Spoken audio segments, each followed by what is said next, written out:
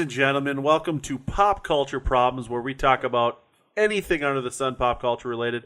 This week, my co-host and I, Mr. Josh Nichols, I'm the other co-host, John Oderman, are going to be talking about a topic near and dear to our hearts, or at least our 6, 7 through 30-year-old hearts. And the title of one of Robin Williams' movies that I have to say I've never actually seen, Toys. Oh, really? Yeah. Now, have you seen that one? I did see Toys. I don't remember a ton of it. I remember my mom not liking it, and I remember kind of as a kid, like me thinking, like, well, this isn't Doubtfire. This isn't Hook. Like, I mean, I remember comparing it. Was it kind of a little darker? I don't know if it was darker. It was different. It was kind of weird. I would say I'm more in alignment with Richard Pryor's The Toy. I mean, I think that's a better. Yes. I mean, you know, where he kind of plays a living toy for this. Those were the type of toys that you had as a kid. Yeah, I just had people that I would keep as toys, collect people.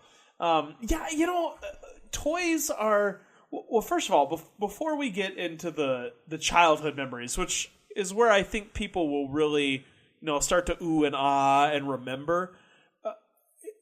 I'm still a toy collector at heart, but it's different. It turns into a collectible thing.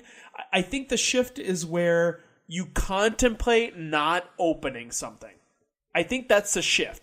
There's toys that you played with, where you stop playing with them, you start, and we start collecting. You know what? I need to start getting take real. care of this thing. Yeah, so I mean that's a difference, and I think that happens at different ages. I mean, there's some 4-year-olds that are meticulous and can't open this, so it'll be worth money. Like, but also that sometimes happens at 18 or 30. Yeah.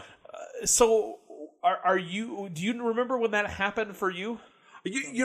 When it happened for me, because I didn't really have like a real toy collector's bone until I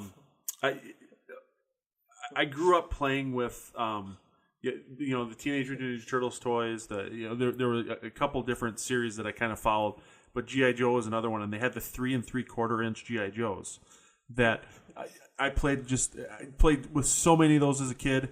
And a couple years ago, Hasbro they started releasing a series of Marvel superhero 3 3/4 inch action figures. Okay. And I remember seeing those in the store, and I was like, these are the action figures I wished that they had made when I was a little kid.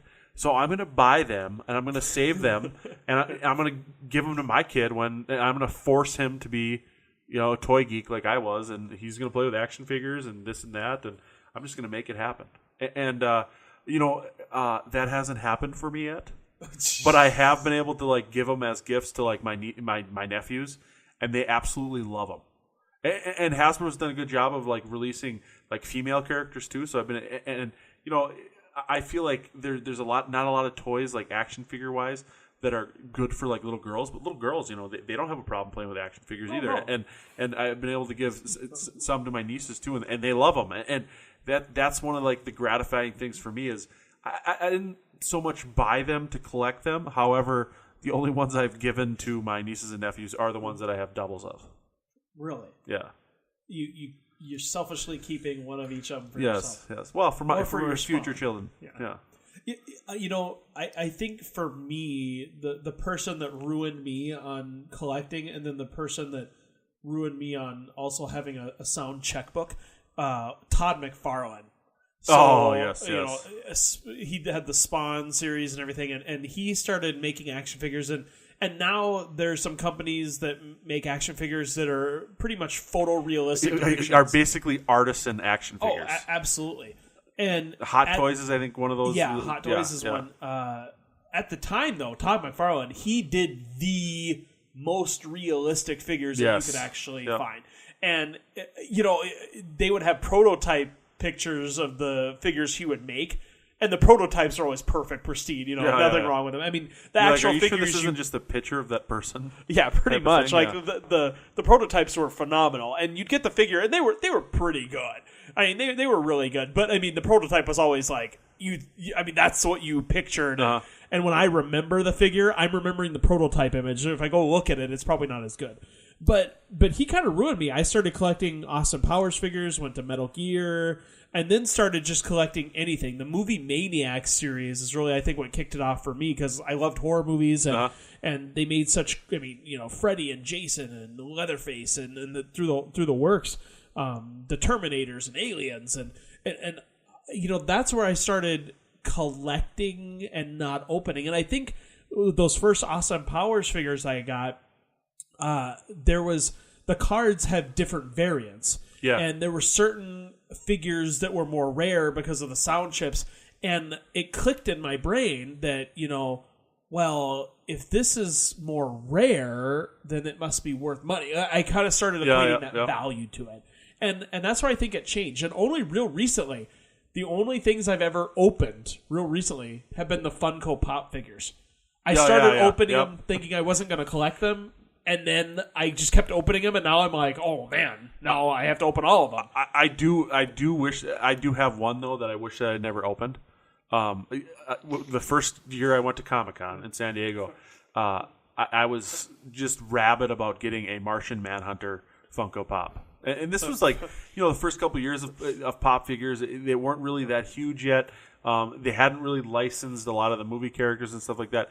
Superhero characters were just some of the first licensing that they had gotten, and the Big Seven Justice League had been released, and I got a Martian Manhunter. I should have bought 10 of them because Nightcrawler is my favorite character, but Martian Manhunter's close behind, and so I bought this Martian Manhunter for like $10.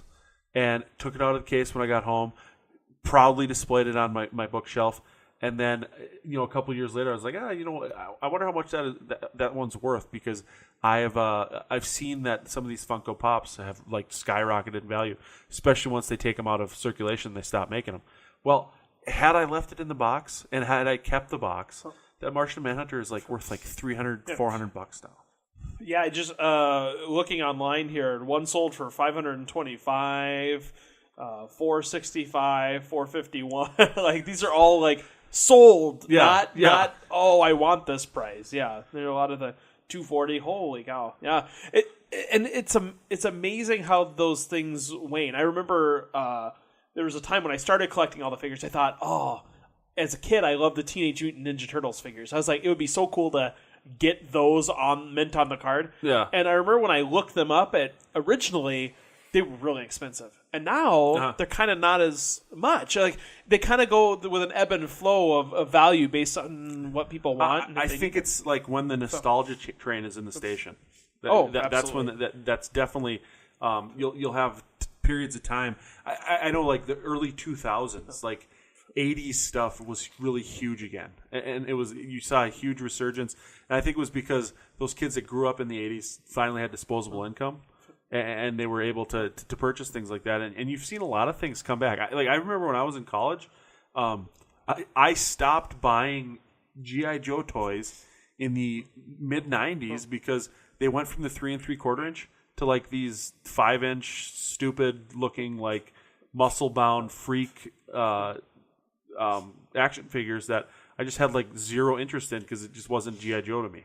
Wow. And then I walked into Walmart over Christmas, like freshman or sophomore year of college, and it was like the 25th anniversary of or the 20th anniversary or whatever of the 3 3/4 inch G.I. Joes, and they had re-released these, and they sold like hotcakes because you had all these kids that were now like college students or had just entered the workforce that had disposable income and could buy these toys that reminded them of their childhood. I'm just going to say you're kind of a G.I. Joe snob. I am. I am. And you admit it. And so, I mean, you can accept that then. Mm-hmm. So like when you were growing up though, what was your thing? I really like Ninja Turtles. I remember when I first moved to the town I kind of spent my life in here, there was a girl that lived in my apartment building, and she was, kind of a geek like me. She kind of liked Ninja Turtles. She kind of liked things like that. And I remember her and we kind of had a little crush kind of thing going on. Ooh. And we were young. We were young kids, whatever. And we would trade like action figures. And I remember she traded me a Splinter action figure for like just like a generic turtle. Like one that was like, and I think she already had it, but she liked me. It was like the generic turtle. It wasn't even like a turtle character. It was just one that they had bought in like the checkout line at the grocery store. Just generic thing. Yeah. And I remember she traded me, so I knew she liked me because you wouldn't trade that Splinter figure for you just wouldn't do that. And so like I like the Ninja Turtles, but I remember being a big fan of some of the Nickelodeon things that came out. You had Gak and Floam and all those things like that. But then also the Nintendo flash screen. Do you remember that? I don't. The Nintendo flash screen, it wasn't huge, but picture like a projector screen almost. Like it was basically like a sheet of glow in the dark plastic. And then you got this little remote control that it didn't do anything, but it had a little lightning type piece of plastic on the top to make you think lightning and Tesla. Yeah. And it had this like strobe light that would charge up like the flash on an old camera and then would flash. So you could put your hand or anything over the screen, flash it, and it would retain the shadow of whatever was in front of it. That's pretty cool, yeah. And so you would make things in the dark, and that was it was a really neat thing. I've looked and tried to find that again. I don't know why what I would do with it. But, well, they probably found out that it like gave kids cancer and stuff, so they stopped making it. It's who knows. But you talk about like this girl that you were in love with that you traded toys with, and that was my first kiss, by the way. Wow. Was it because of a trade for a turtle toy? No, it was during a wild game of Duck, Duck, Goose. That was wild. Holy cow. It was wild. Jeez. Really went off the rails with that one. But you were talking about like the trades, and did you ever have any like trades go bad? I was pretty smart with my trades. I wouldn't just let trades kind of go. I wouldn't just let them willy-nilly kind of go away. I would always be pretty careful, but I would usually get a better trade. I mean, usually I would be the one that got. Well, there was one trade in particular that we got screwed. Really? Yeah. My twin brother Jacob and I, we had the Turtles, and then we also had G.I. Joe. Those were like the two series of toys that we were really like passionate about, and we just go nuts over. But we had an ace duck and a leatherhead. That's like the human looking crocodile and the duck. And we were playing at a park one day, and we were talking to this kid about the turtles, and he was talking about how he had a Leonardo and like one other character that we really really wanted, and we're like, hey, we've got ace duck and leatherhead. Would you want to trade? And he's like, yeah, you know what? I don't have them with me. Where do you guys live? And we're like, oh, we're just down the street here. We can run and get them. And he's like, run and get them, and then bury them in the gravel here, and I'll bring mine over and bury them. That way, like they won't get like lost, and we can come and get them. So we did that, and we were not smart. We didn't like hang out and watch. And the kid must have came and just went and grabbed ace duck and leatherhead and walked off with them, and we received nothing in that trade. It was more of a theft than a trade, but I guess we gave them up willingly. Wow. And that's a tragic story of Leatherhead lost. Leatherhead lost, and it was so funny because like we have our grandma found out about this, and she was the one that like really kind of spoiled us and would take us to Whirlworth and stuff, and like buy us an action figure here and there, and she spent like years trying to replace ace duck and leatherhead. She that was like her goal in life, and she never was able to achieve that goal. But I have to say that my wife was also kind of a turtle little nerd when she was growing up, and I haven't seen the collection yet, but little girls are a lot nicer to their toys than little boys, and according to reports that I received from her mom actually has all of her original turtle toys and their like weapons all intact in like Ziploc bags,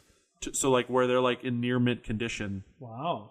So I'm excited to like bust this collection out and check it out one day And sell it. No, I don't think I'd sell it. Tell her to bury it under some gravel, and I'll give her money. I'll leave gold coins there for it. I don't know if this toy is going to ring a bell for you, but it was one that I treasured as kind of mid-aged, not yet teenage boy Josh. Stretch Armstrong. I'm familiar with Stretch. Stretch Armstrong. And Stretch Armstrong was kind of like a reboot toy.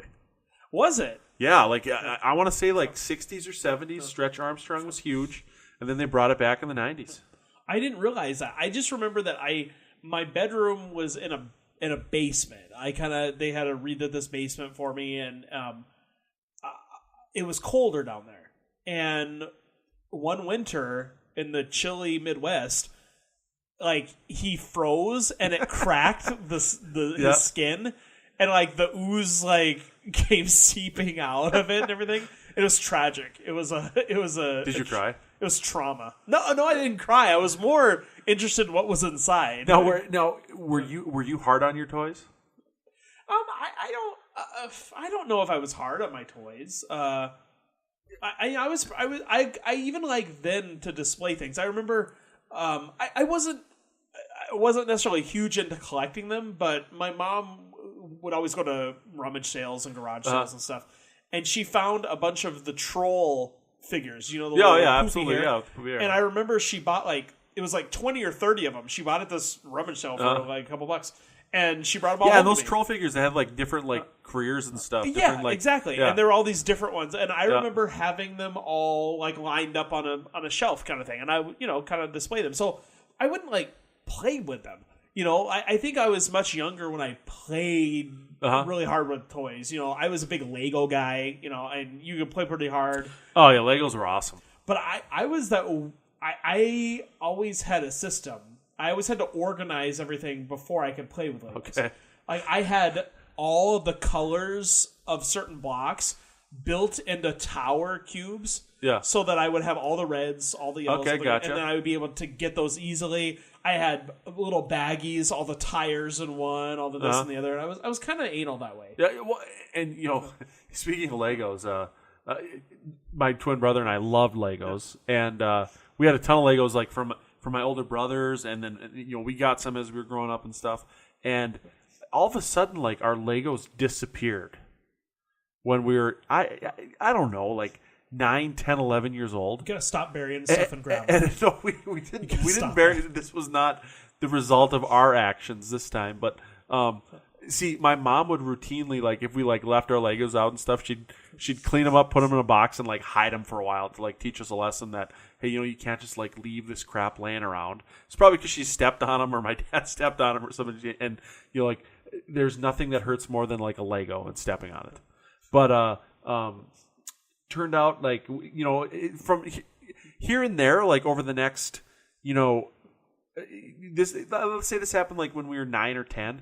Over the course of the next like 6 to 8 years, we would always like have like this, all of a sudden this urge to like build something with Legos or something, or you had like a class project where you had to build something and you were going to build it out of Legos just to kind of have like a unique project or whatever.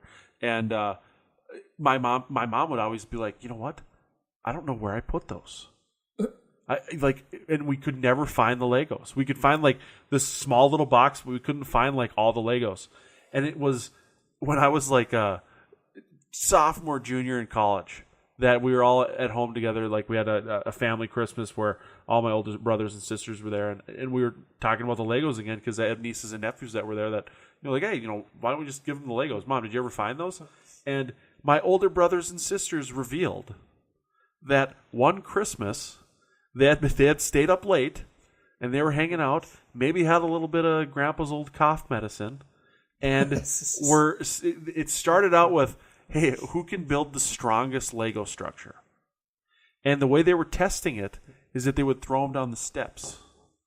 Well, all of a sudden, they decided that they were going to start, they got pretty competitive, and a couple of them started cheating, and they were gluing the Legos together. And then they're just chucking them down the steps, shattering these Legos into a million pieces, and they ended up just throwing them away at the end of the night. These are bad people. To ruin... When I found that out, Legos like that. it made me question my entire family and whether or not I belonged with them. Well, or whether or not you still wanted to belong with them. Yeah. I mean, even if...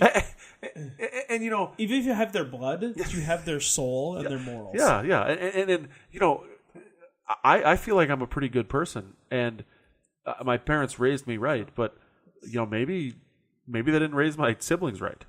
Oh, exactly. But so they were hard on those toys, but Jacob and I were hard on toys in our own right.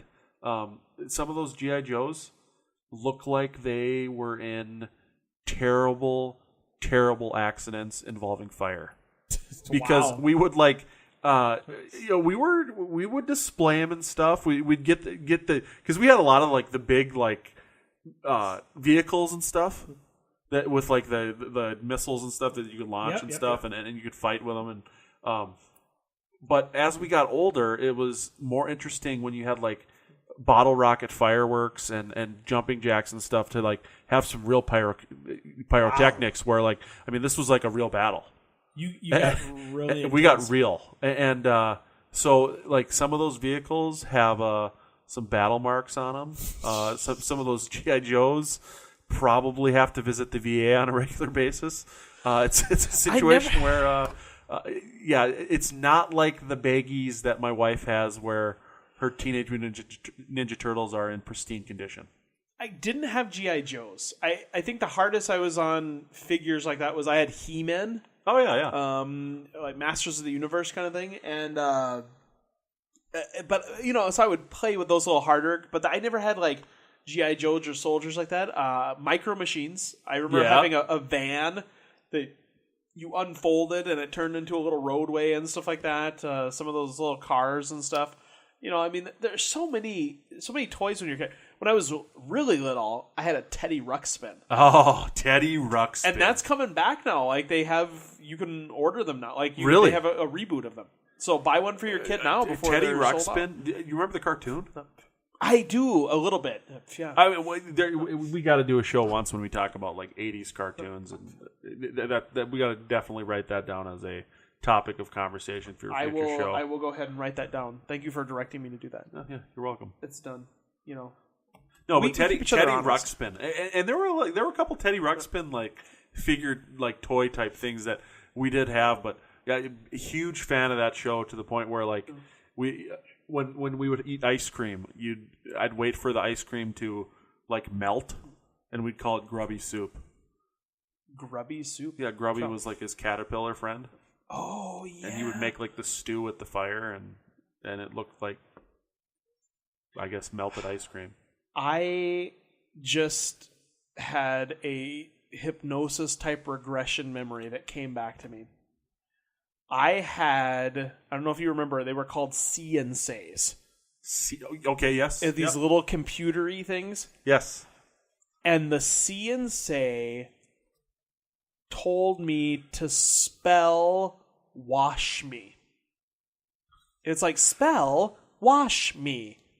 Wash me. Wash me. And then you were supposed to like type it in or something like that. I heard wash me. Wash me. So I took it into the bathtub with soap and washed it. I took it as instruction and I broke it. The thing malfunctioned, it had water damage. It was brand new CNC. I mean, again, we were growing up. We were not extremely rich or anything. We were, I think, at that point living in a trailer. My mom probably saved paychecks to buy me this stupid CNC, and I killed it in the first 30 minutes. She went to take a nap. What did your mom say when she found out what happened? I think, I think she was a great mom, but I think that she, was understanding and kind of didn't want to make me feel bad, but she was probably distraught. I don't know what. I'm trying to think if it was a See and Say. I'm not talking about the Wash me. I'm not talking about the thing you pull the hand. The See and Say with that was the farmer thing. Like the cow says moo. Like that thing. It wasn't that. It was like a little computery thing. I thought you were going to say that you were like you were running all over the house looking for your Peter Pan toys and Shmee, and you were going to wash them. No, I didn't. No, I can't remember. It wasn't. I'm gonna have to. It's gonna come to me in a dream tonight. That is a great story, and I'll know exactly what it is. But yeah, I watched it. And it was a sad day. Yeah, and I remember I had an Alf doll, a stuffed animal. I had some of those things, and those like it's weird how those memories come back that you can kind of remember where you were or see what you saw. I think in a previous episode we talked about Ninja Turtles, and I remember going to Woolworth, riding an escalator, having French toast, and seeing the Krang robots with a figure set. Yeah. And how vibrant of a memory that is for me for a toy that I didn't even buy. I remember just seeing it and wanting it, and being able to associate all those things with it. And it's funny you talk about like going to like a Woolworth and stuff and looking at things and because I was actually my wife and I were born in the same town. She spent the first couple of years of her life in the same town. However, her family moved about a couple hours away, and then that's the town she grew up in, and we happened to have met and fallen in love, and now we're married and stuff. But she used to visit her grandparents here in the town that I grew up in, and used to go to Woolworth with her grandma all the time. And I used to go to Woolworth with my grandma all the time, and like check out like the Teenage Mutant Ninja Turtle toys. And it's like it's so funny to think, maybe we're in the same aisle at the same time at that, checking out turtle toys, and now we're married. Wow, I mean to bond. Like we were meant to be, absolutely meant to be together. Except for you were flippant with your figures and buried them under gravel, and she was responsible responsible and kept them in Ziplocs. I mean, knowing her, I'm surprised that they weren't meant on card. I'm surprised she did open them and play with them. I think just looked at them on the shelf. Yeah, just looked them on the shelf. Can't possibly get rid of them. I think there's a weird thing between collecting and opening things, and even in my older age now, like there's a few like action figures that like were my favorites that I have sought out and bought a duplicate so that I can have an open one. Yeah. Now you have a nephew, right? Yeah. Do you ever like buy him like gifts or toys and like you look at him playing with him and you're like, he really needs to take better care of that thing? Well, my nephew is actually he's 10 years younger than me, so we're almost. I wouldn't say that brother category, but we almost grew up more like that relationship. Yeah. But like I buy him things that are more collectible. I bought him a J. Scott Campbell numbered autograph print, kind of thing. Like, this is something for you to collect. Yeah. Display it. It's framed. Take care of it. It could be worth money. It's a piece of art. You have some culture. More things like that on purpose. If you buy a kid a toy, you need to expect them to play with the toy. Like you need to. Yeah, that's true. Yeah. You need to purchase something with the understanding of what it's for. If it's for playing with, it's playing with. If it's for collecting, it's collecting. And if you're a sick person like me who's buying those toys to try to convince your nieces or nephews that your interests are cool, like I have with the the Hasbro Marvel toys, I think you have to you want them to experience that and be passionate about it so that they fully embrace the thing that you're trying to force down their throat. Yeah, if you can't be cool naturally, force it. I mean, make yourself cool by force of will. I mean, just do it. And I really think to bring this thing full circle, it's important, especially for little kids, especially little kids that you're an aunt or uncle to be comfortable with buying their love. Oh, absolutely. And toys are a great way to do that. Oh, toys, candy. I remember growing up, and with my nephews, there's nothing better than saying, "Hey, kids, you want to come over, play video games till 3 a.m, drink cola and eat pizza and go home to mom in the morning? Great. Like, I mean, my sister hated me. That is something that I've got a baby right around the corner, and my siblings have definitely made it clear to me that my life will be a living hell, and a lot of the toys that we get will make a lot of noise because that's exactly the type of toys that I got for my nieces and nephews they were little. I don't want you to answer, John. I want you to think on this and reflect upon it. Don't say a word. Are you going to be the dad that teaches your child to bury the leather head under the gravel or to promise riches in the future?